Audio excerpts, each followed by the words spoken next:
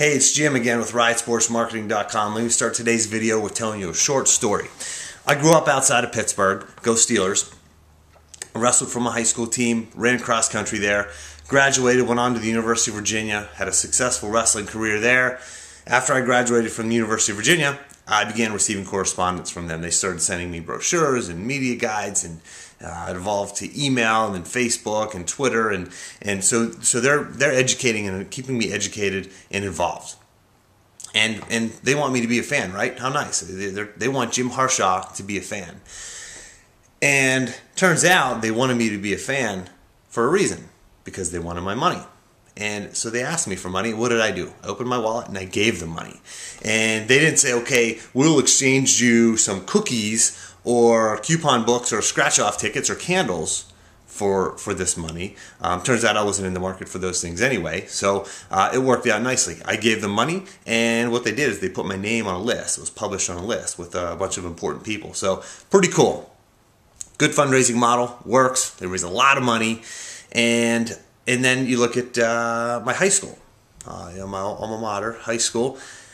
I'm not a fan of them because, and I want to be, but they have no communication with me. There's no outreach. There's little communication. I have no idea who's on the cross country team and how they did this year, how any of the other sports are doing, how the wrestling, who's the star on the wrestling team, how they did last week, how they're going to do, when they compete against our rivals Shaler and North Allegheny. I don't know. And they've never actually even asked me for money.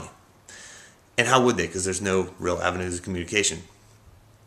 So you have a successful model and you have this unsuccessful model. And in the past you could say, well, we can't scale that model to my program or my organization because it's too small. We don't have a professional staff writer. We can't print expensive brochures and media guides and direct mail, etc., etc. Well, now you can. The excuse is gone because you have ways to get information out there. Okay, you have a website, great, big deal. You have a website. I'm too busy. People are too busy to come to your website. So your information has to go to them through email, because that's the first place people go when they turn on their computer in the morning. They go to their email inbox. Second place, Facebook, Twitter. Get that information out there. Text message alerts, RSS feeds.